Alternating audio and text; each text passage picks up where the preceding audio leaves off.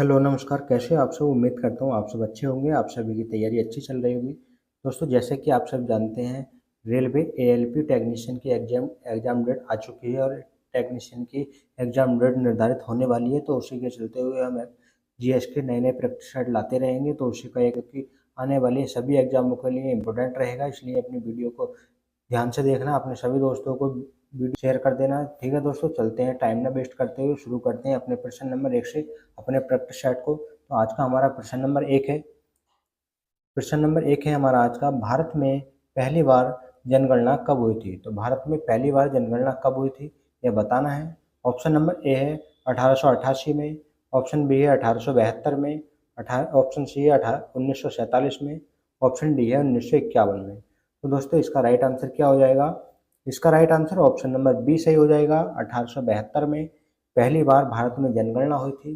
तो यह जनगणना कब हुई थी? यह प्रथम समकालीन जनगणना थी, जो कि प्रथम 1872 में हुई थी। और समकालीन वाली पूछा जाए तो 1881 में प्रथम जनगणना को माना गया था। ठीक है, यह ध्यान रखेंगे। तो पूछा जाए स्वतंत्रता के बाद जो भारत की पहली जनगणना हुई थी वो 1951 में हुई थी। और पहली बार जो किस किस का शासनकाल में हुई थी दोस्तों? यह लॉर्ड मेयो के शासनकाल में हुई थी। ठीक है दोस्तों, इतने पॉइंट ध्यान रखेंगे।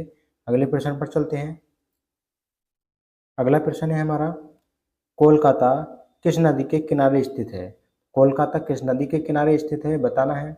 ऑप्शन ए है रावी नदी, ऑप्शन बी है गंगा नदी, ऑप्शन सी है हुगली नदी, ऑप्शन डी है झेलम नदी। तो दोस्तों, इसका राइट आंसर क्या हो जाएगा?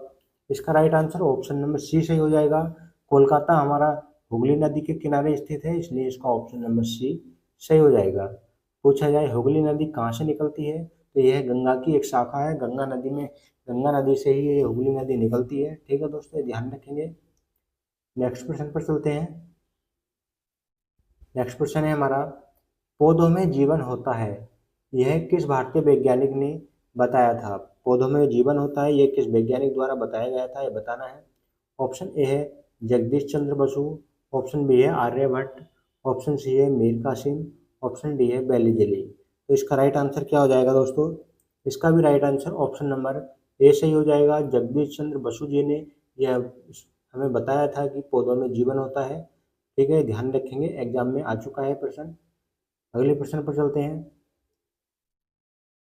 अगला प्रश्न है हमारा, मनुष्य के शरीर में कितने गुणसूत्र पाए जाते हैं? कितने गुणसूत्र मनुष्य के शरीर में पाए जाते हैं, ये बताना है। ऑप्शन ए है 25 जोड़ी, ऑप्शन बी है 24 जोड़ी, ऑप्शन सी है 23 जोड़ी, ऑप्शन डी है 22 जोड़ी। तो दोस्तों, इसका राइट आंसर क्या हो जाएगा? इसका right answer option number C सही हो जाएगा।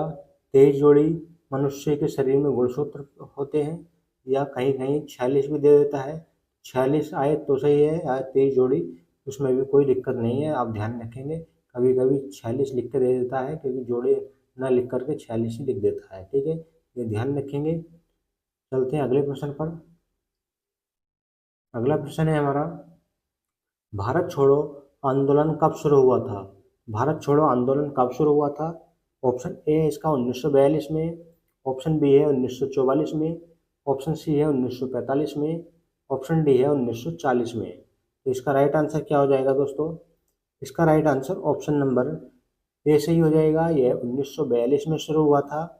दोस्तों, भारत छोड़ो आंदोलन का उद्देश्य क्या था? इसका उद्देश्य था ब्रिटिश शासन को भारत से समाप्त करना।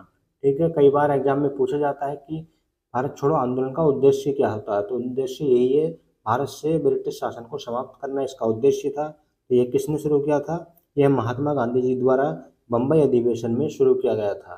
ठीक है, इतना पॉइंट ध्यान रखेंगे। चलते हैं अगले प्रश्न पर। अगला प्रश्न है हमारा, सहायक संधि किस गवर्नर के शासनकाल में शुरू हुई? यह सहायक संधि का जन्मदाता किसे कहा जाता है? ऑप्शन ए है लॉर्ड कॉर्नवालिस, ऑप्शन बी है लॉर्ड वेलेजली, ऑप्शन सी है लॉर्ड कर्जन, ऑप्शन डी है इनमें से कोई नहीं। तो दोस्तों, इसका राइट आंसर क्या होगा?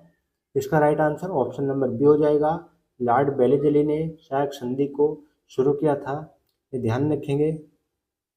अगले प्रश्न पर चलते हैं। अगला प्रश्न है हमारा, वायुमंडलीय दाब किस यंत्र से मापा जाता है? वायुमंडलीय दाब किस यंत्र द्वारा मापा जाता है? ऑप्शन ए है हाइग्रोमीटर, ऑप्शन बी है एमीटर, ऑप्शन डी है बैरोमीटर। तो इसका राइट आंसर क्या हो जाएगा दोस्तों? इसका right answer option number C सही हो जाएगा। बैरोमीटर से वायुमंडलीय दाब मापा जाता है, तो इसलिए इसका ऑप्शन नंबर सी सही हो जाएगा। चलते हैं अगले प्रश्न पर। अगला प्रश्न है हमारा, अग्नि द्वितीय जो अग्नि सेकंड मिसाइल है वह किस प्रकार की मिसाइल है, ये बताना है किस प्रकार की मिसाइल है ये। ऑप्शन ए है बैलिस्टिक मिसाइल, ऑप्शन बी है क्रूज मिसाइल, ऑप्शन सी है सुपरसोनिक मिसाइल, ऑप्शन डी है ये सभी। तो इसका राइट आंसर क्या हो जाएगा दोस्तों?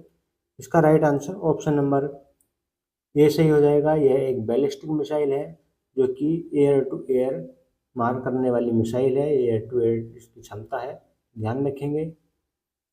चलते हैं अगले प्रश्न पर। अगला प्रश्न है हमारा, यूएनओ ने पर्यावरण संरक्षण अधिनियम कब पारित किया था? तो यूएनओ द्वारा पर्यावरण संरक्षण अधिनियम कब पारित किया गया था, ये बताना है। ऑप्शन ए है 1987 में, ऑप्शन बी है 1986 में, ऑप्शन सी है 1985 में, ऑप्शन डी है 1988 में। तो इसका राइट आंसर क्या हो जाएगा दोस्तों? इसका right answer option number B सही हो जाएगा। 1986 में यूएनओ ने पर्यावरण संरक्षण अधिनियम पारित किया था। ठीक है दोस्तों। और पूछा जाए यूएनओ का मुख्यालय कहाँ स्थित है, तो इसका मुख्यालय न्यूयॉर्क शहर में स्थित है, ये ध्यान रखेंगे। ठीक है, चलते हैं अगले प्रश्न पर। अगला प्रश्न है, भारत का एकमात्र सक्रिय ज्वालामुखी कौन सा है? तो भारत का एकमात्र सक्रिय ज्वालामुखी कौन सा है?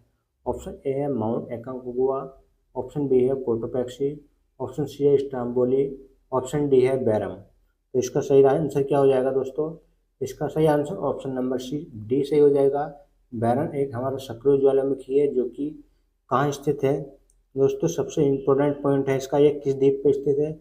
यह बंजर द्वीप पर स्थित है।